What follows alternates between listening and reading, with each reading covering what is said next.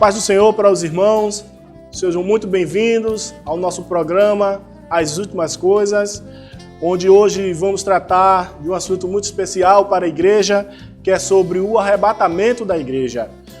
Nos episódios anteriores nós vimos algumas evidências, estudamos algumas evidências que predizem a volta de Cristo. E hoje vamos estudar sobre o arrebatamento. Está conosco o nosso presbítero, nosso irmão Gilmar. Paz do Senhor, irmão Gilmar. Amém, irmãos. Graças a Deus. E lembrando a você, que ainda não é inscrito, se inscreva, compartilhe, curta, acompanhe o nosso trabalho, que vai ser de bênção para a sua vida. E para começar, irmão Gilmar, temos a seguinte pergunta. O que é o arrebatamento da igreja? Graças a Deus, né? Estamos estudando esses assuntos que nós chamamos de assuntos escatológicos. A escatologia é o estudo das coisas futuras.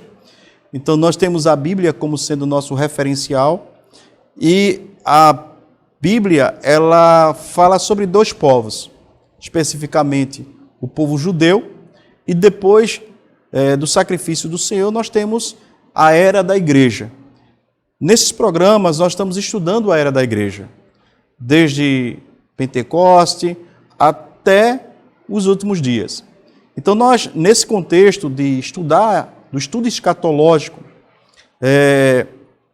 acerca da era da igreja, temos um evento que, digamos assim, é o evento mais esperado pela igreja, que é justamente o arrebatamento da igreja, que nós temos que aprender sobre este evento que está para acontecer, para que possamos estar preparados para o arrebatamento da igreja. Lembrando que, dentro do estudo escatológico, nós vimos as evidências, ou seja, as evidências de que este dia, o dia em que o Senhor vai vir buscar a igreja, está se aproximando. E o arrebatamento da igreja é o ápice, é o momento maior desta visão escatológica da igreja. Então, o arrebatamento da igreja é justamente o momento maior que a igreja tem que se preparar para a vinda do Senhor Jesus. Amém, amém. A próxima pergunta, irmão Gilmar, é uma pergunta que todos têm uma curiosidade, né? Todos querem saber, né? Quando será o arrebatamento da igreja? Essa é uma pergunta muito valiosa, né? Porque se nós soubéssemos quando será o dia do arrebatamento da igreja, nós iríamos nos preparar, né? Isso. Ou seja, como alguém que vai preparar uma festa, né, de aniversário, e aí sabe a data do aniversário, tem a hora do aniversário, e faz toda a preparação para o aniversário, porque sabe que naquele dia acontecerá aquele evento. No caso do arrebatamento, em Mateus capítulo 13, versículo 32, que informa que nós não sabemos a data exata do arrebatamento. E é por isso que, diretamente, Jesus nos deixa conselhos acerca de como será esse dia. Ou seja, ele diz, olha, vai acontecer determinadas coisas, ou seja, são as evidências, mas essas evidências vão se concretizando, vão se tornando mais exatas, que vocês vão perceber que vai se aproximar o arrebatamento da igreja. Eu, às vezes, comparo muito o arrebatamento da igreja com uma mulher que está gestante e está para dar à luz. Às vezes o médico diz assim, olha, tal dia vai ser o nascimento da criança. Mas aí chega antes ou chega depois. Mas ele tem algumas evidências que mostram que aquela criança vai nascer naquele dia. A mesma coisa é com relação a quando será o arrebatamento da igreja. Nós temos uma série de evidências que aponta que este acontecimento está próximo. Dentro desse contexto, nós temos a igreja, de um modo geral, quando eu falo igreja, não especificamente a Assembleia de Deus, mas nós temos as igrejas cristãs no mundo que têm visões diferentes, interpretações diferentes acerca do arrebatamento. E o que será isso? Dentro do calendário escatológico, nós temos um evento que chama-se a Grande Tribulação. Esse evento da Grande Tribulação é algo que nós não temos dúvidas que vai acontecer. Não existe nenhuma divergência dentre as igrejas cristãs de que nós teremos uma Grande Tribulação. Mas existem 3 visões diferentes com relação ao arrebatamento da igreja. Então, entendamos, nós temos a grande tribulação, isso é um senso comum entre os cristãos, que a igreja, né, digamos assim, na história da igreja haverá uma grande tribulação, só que alguns irmãos acreditam que nós seremos arrebatados antes da grande tribulação, que seria os pré-tribulacionistas. Né? Essa é uma visão recente, a partir do século XVIII, começa-se a evidenciar muito a questão de que a igreja não passará pela grande tribulação. E esse é o ensinamento mais comum no seio das igrejas cristãs, é que a igreja não passará pela grande tribulação. E há também aquele segmento de cristãos que acreditam que a igreja será arrebatada no meio da tribulação, que são os mesotribulacionistas. São aqueles que acreditam que... Porque quando nós falamos na tribulação, nós veremos em programas futuros, ela é dividida em determinado período, 7 anos, onde 3 anos e meio teremos a ascensão e o crescimento do anticristo, do falso profeta, e depois dos 3 anos e meio seria o período em que haverá uma grande perseguição para aqueles que não negaram o nome do Senhor. Então, nesse contexto, os mesotribulacionistas acreditam que a igreja iniciará a grande tribulação, passará, e quando chegará no meio da grande tribulação, a igreja será arrebatada e o mundo seguirá até o restante da grande tribulação. E também existe o terceiro grupo, que é aquele que acredita que a igreja será arrebatada depois da grande tribulação, que é justamente o pós-tribulacionista. Aí você pergunta, irmão Gilmar, quais dos dois estão corretos? Eu diria que os 3 estão corretos, ou os 3 podem estar errados. Por que essa afirmação? Porque trata-se de um estudo escatológico, e escatologia quer dizer estudo das coisas futuras. E o especialista nesse assunto, eu considero como um perito que ele tenta encontrar evidências de que o evento vai acontecer antes, durante ou pós a grande tribulação. Lembrando que é estudo das coisas futuras. Nós sabemos que o Senhor Jesus nos deu um período grande, né, que nós sabemos que o tempo para Deus ele não é relevante, Deus é um ser atemporal. Então nós temos que entender, porque nós não podemos estudar a escatologia sem entender a natureza de Deus. Então quando nós entendemos a natureza de Deus, nós sabemos que o tempo para Deus é irrelevante. E aí nós tentamos nos entender como as coisas irão acontecer. Para os pós-tribulacionistas, aqueles que acreditam que a grande tribulação, a igreja passará pela grande tribulação, eu digo, você tem que orar e tem que se fortalecer, porque não vai ser fácil passar por um período de perseguição intensa. Para os meso, eu digo também, olha, você tem que se fortalecer, tem que aumentar a sua fé, porque também não será fácil passar pela primeira fase da grande tribulação. E para os pré-tribulacionistas, que é a corrente teológica que nós adotamos, que eu aprendi durante toda a minha vida cristã, né? Desde que eu me converti há mais de 30 anos atrás, que eu estudo e aprendo sobre esse assunto, que nós cremos que a igreja não passará pela grande tribulação, deixando bem claro que isso é uma percepção nossa, assembleanos, que nós acreditamos que nós não passaremos pela grande tribulação, nós temos que nos santificar. Por quê? Jesus não vai vir buscar um crente denominacional. Ele vai vir buscar aqueles que são fiéis, se santificaram, que procuraram se santificar durante esse período, para que quando o Senhor vier, aí sim, vai encontrar a sua igreja, né, a sua igreja e levará para os céus. Então, o que eu entendo? O que é que nós entendemos? Que o arrebatamento da igreja é algo extremamente importante, poderá acontecer antes da grande tribulação, durante a grande tribulação e após a grande tribulação. Agora, só tem um detalhe. Quando o apóstolo Paulo escreve aos Tessalonicenses, no capítulo 4 e o versículo 17, ele fala acerca do arrebatamento da igreja, ele diz assim, logo em seguida, nós que estivermos vivos sobre a terra, seremos arrebatados com ele nas nuvens, para o encontro com o Senhor nos ares. Assim estaremos com o Senhor. Quando o apóstolo Paulo escreve aos irmãos Tessalonicenses, ele procura tirar uma dúvida muito grande. Por quê? Porque as evidências do arrebatamento da igreja, elas mostravam que a igreja estaria passando por uma tribulação. Não seria a grande tribulação. Porque nós teremos um período em que haverá uma preparação, é a minha percepção sobre esse período da igreja, a igreja irá passar por uma preparação, e o mundo geral também, para ter uma ideia de como será a grande tribulação. Mas, irmão Gilmar, como seria essa preparação? Vejam só. Antes dos dois grandes ícones, digamos assim, da grande tribulação se tornarem evidentes no mundo, haverá algumas, digamos assim, algumas simulações. Eu imagino que Satanás, ele é um ser que ele tem uma certa inteligência, ele tem um certo entendimento, e ele começa a fazer preparação para esse grande momento que é a grande tribulação, onde ele vai testar as nações.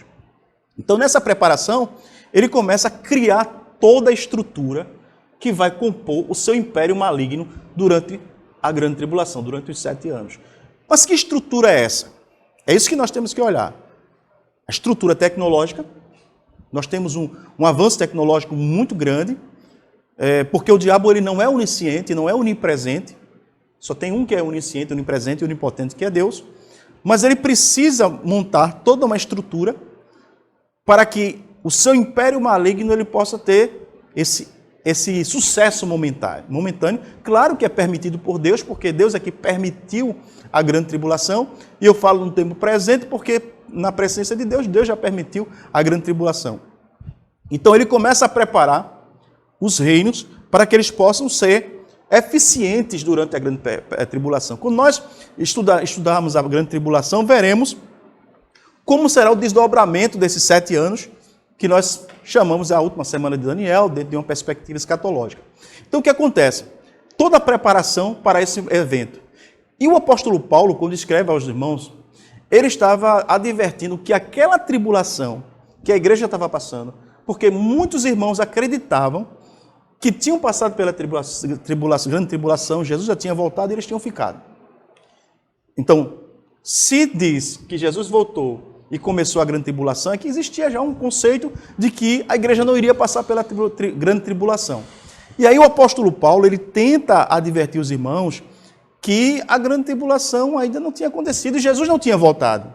Isso. E aí no versículo 17, ele diz que, olha, vocês tenham calma, tenham paciência. Porque aí ele começa a escrever, porque Jesus não voltou ainda.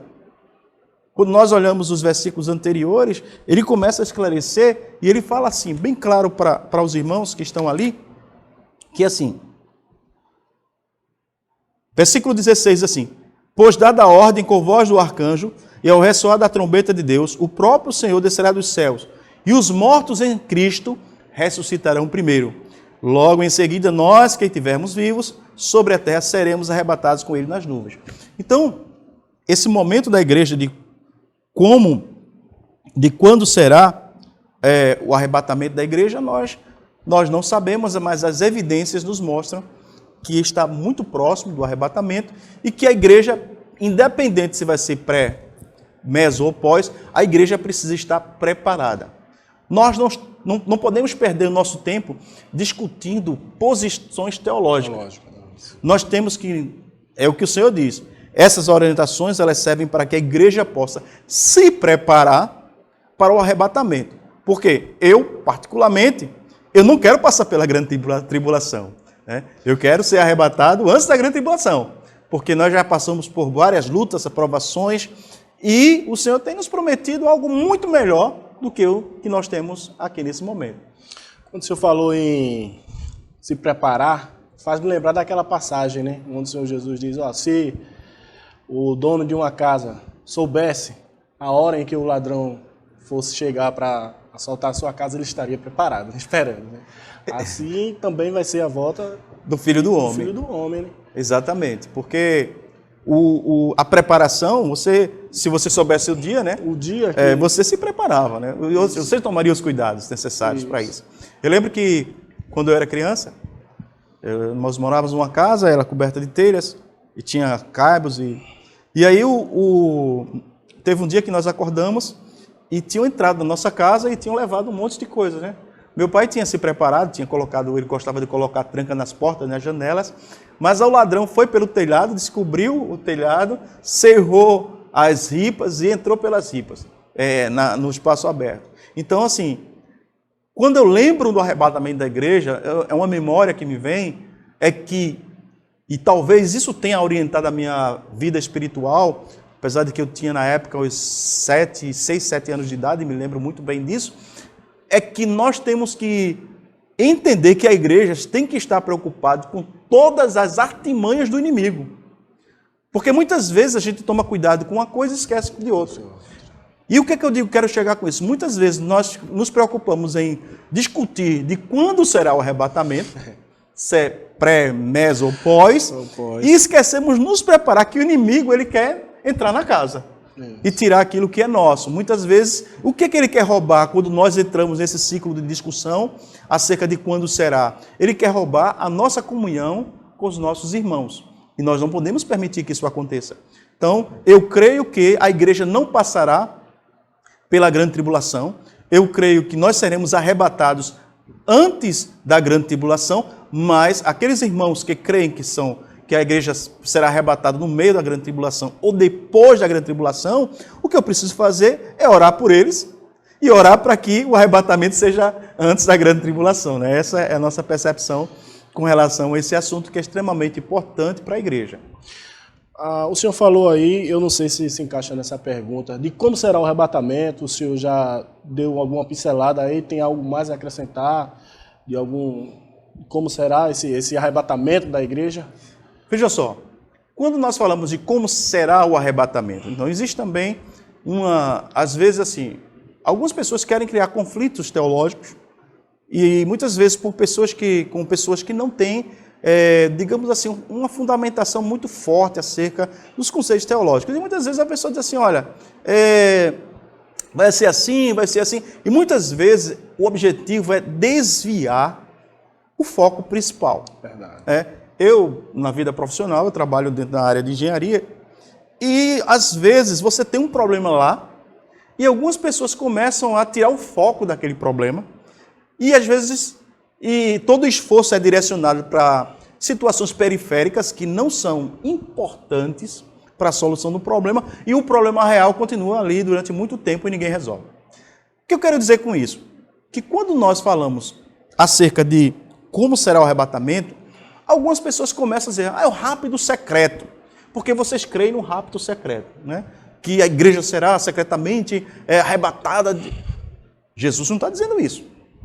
Ele está dizendo que vai ser repentino. A Bíblia diz, Mateus relata que será como um relâmpago, que sai do Oriente e vai ao Ocidente. Jesus não está dizendo que é rápido secreto.